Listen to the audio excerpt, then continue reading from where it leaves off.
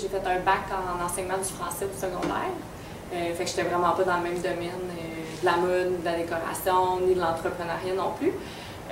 J'ai commencé à enseigner le français quand j'ai terminé mes études.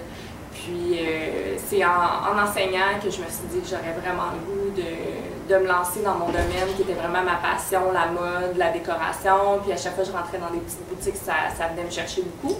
Puis j'ai commencé à suivre le programme lancement d'entreprise qui est offert par le gouvernement. Dans le fond, qui est vraiment une base qui donne pour monter ton plan d'affaires. Le but, c'était vraiment d'ouvrir une boutique de vêtements. Au départ, c'était supposé être seulement vêtements. Puis le plus que je travaillais sur mon projet, le plus que je me rendais compte que c'était peut-être un peu plus difficile. La compétition était très forte, surtout avec les grandes chaînes. Le fast fashion aussi, les vêtements, le gros volume de vêtements à petit prix. Fait que je me suis dit que ce serait peut-être plus évident pour une petite entreprise d'y aller plus dans l'accessoire décoratif, où là, les prix sont pas mal la même chose partout. La compétition est peut-être un peu moins forte aussi. Donc là, j'ai tout retravaillé mon plan d'affaires pour faire plus d'éco. Puis après, ben, j'avais vraiment fait le travail autant pour mode que déco. J'avais fait toute la recherche des produits qui m'intéressaient d'offrir. Et je me suis dit, ben, pourquoi pas joindre les deux, puis offrir autant vêtements que déco. Puis au début, j'ai été très active sur Facebook, sur Instagram. C'est vraiment les deux plateformes que j'utilise le plus. On est présent aussi sur Pinterest, mais je suis moins active dessus. Fait que c'est sûr que ça, depuis le début, ça a vraiment permis de nous faire connaître et d'aller rejoindre notre clientèle. On a fait aussi beaucoup de partenariats avec des personnalités d'ici qui aimaient la boutique puis qui représentent bien la boutique aussi. Puis c'est des personnalités qui peuvent être super différentes les unes des autres, mais que la boutique Vestibule va toutes rejoindre à un certain niveau aussi. Fait que ça permet de montrer que Vestibule, c'est autant pour la mère que la fille aussi. Là.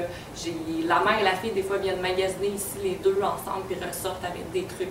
Fait que oui, c'est très varié.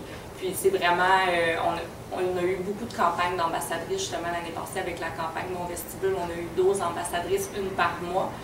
Il y avait Abel Gélina, Sarah-Jeanne Labrosse, Bianca Gervais, des filles très différentes qui sont dans des milieux différents aussi, mais qui représentaient toutes super bien la boutique. Puis la première année aussi, on a eu une super belle collaboration avec Marie 3 fois par jour, qu'on aime beaucoup aussi, pour qui son style aussi représente très bien la boutique. Donc ça, c'est toutes des façons de faire qu'on a privilégiées et qui nous ont permis vraiment de nous faire connaître à beaucoup de gens. C'est important de bien faire les réseaux sociaux. Tu sais, dans Instagram, justement, c'est important d'avoir un beau compte Instagram. C'est facile d'ouvrir un compte Instagram puis de mettre un peu n'importe quoi là-dessus, mais c'est ça, il faut vraiment que ce soit bien fait. Puis quand c'est bien fait, bien, ça demande du travail, là. Fait que c'est sûr que nous aussi, on s'est adapté avec le temps, on s'est amélioré. Aujourd'hui, on travaille avec une photographe qui fait les photos pour nous justement nous permettre d'avoir vraiment une belle qualité. Que ce soit bilingue aussi, c'est très important. Au Québec, ici, on parle français, mais on a beaucoup aussi de touristes, on a beaucoup de gens qui parlent anglais aussi. Surtout sur Instagram, c'est international, fait que c'est important que ça soit dans les deux langues, selon moi. Puis aussi, c'est très important que ça nous représente, ce qu'on publie sur les réseaux sociaux, d'être fidèle à notre image. Le choix des achats, depuis le début, c'est moi qui fais tous les achats en boutique. Je fonctionne vraiment par coup de cœur. Fait que tout ce qu'il y a en boutique, c'est des trucs que moi j'aime. C'est des vêtements que moi je porterais, puis de la déco qu'on retrouve chez moi aussi, parce que j'ai de la difficulté à ne pas partir avec tout qui est chez moi, ça c'est sûr. Fait que c'est vraiment, j'ai pas de façon autre que fonctionner que par coup de cœur. C'est vraiment... c'est sûr que quand c'est des produits locaux, des produits qui sont faits ici, c'est un avantage, puis c'est sûr que j'essaie encore plus de prioriser ça. Ça, je pense que c'est un talent. C'est pour ça que je suis dans ce domaine-là, je pense. C'est vraiment, j'ai pas besoin d'aller m'inspirer ou c'est pas difficile pour moi de. On dirait que j'ai un petit talent là-dedans de dire ah ça, je sais que ça va bien fonctionner ou ça, cette tendance-là, je sais que l'année prochaine, ça va, tu sais, comme par exemple les épaules dénudées, je l'avais vu avance dans que ah oui, ça allait être fort. Après ça, les manches plus bouffantes qui cette année sont là. Fait que j'ai pas vraiment de recherche, je fais pas de recherche pour essayer de prévoir les tendances à l'avance. C'est vraiment quand je fais les achats, je vois tout de suite les morceaux qui, selon moi, ont vraiment beaucoup de potentiel. Je pense qu'aujourd'hui, c'est vraiment un must d'avoir une boutique en ligne parce que la compétition est très forte, puis tout le monde a une boutique en ligne ou en devenir.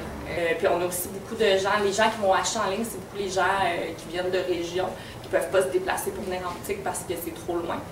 Donc, eux sont contents de pouvoir acheter nos produits en ligne et d'y avoir accès aussi. Je dirais que la majorité de nos ventes en ce moment en ligne, c'est concentré au Québec. On vend partout au Canada, on fait la livraison partout au Canada. On ne fait pas la livraison à l'extérieur pour le moment. Chaque chose en son temps. La majorité des ventes, c'est vraiment en boutique quand même. De plus en plus en ligne, c'est sûr qu'on a eu une évolution depuis le début. Au début, on n'avait pas beaucoup de ventes en ligne, mais on en a de plus en plus aussi parce que les gens, une fois qu'ils ont acheté en ligne puis qu'ils ont aimé comment ça s'est passé, ils ont aimé leur expérience, bien là, sont plus en confiance d'acheter encore en ligne par la suite. Je pense que c'est pas juste Montréal, je pense que c'est vraiment partout. Je pense que c'est plus une question de génération. Maintenant, c'est super important qu'on sente qu'on aime ce qu'on fait. Parce que sinon, moi, je le vois toujours, on change de domaine, on se promène, on essaye de trouver ce qui vraiment va venir nous chercher, qu'on va aimer. Fait que oui, l'entrepreneuriat, c'est un sujet que j'aime parce que c'est sûr que moi, ça me rejoint parce que j'ai passé exactement par là. Le but, c'est toujours de s'améliorer, de grossir, mais de bien le faire, puis de prendre le temps de bien le faire aussi. Fait que de ne pas se précipiter parce que pour moi, c'est important que quand on lance quelque chose, ben, on soit solide pour être capable de livrer la marchandise, dans le fond. Donc oui, c'est sûr qu'éventuellement, une deuxième boutique, ce serait bien, mais quand on va être prêt, puis quand la première boutique va vraiment bien rouler, presque par elle-même, dans le fond. Il faut être fait fort, il faut être bien préparé aussi, il faut être capable, comme je disais tantôt, de porter plusieurs chapeaux, d'être capable de gérer des choses qui ne sont pas nécessairement dans ton domaine. Fait qu'il faut peut-être développer des nouvelles compétences pour être capable de gérer ça. Fait que faut être très passionné et très persévérant parce que c'est pas facile. C'est beaucoup de travail pour en arriver à un succès.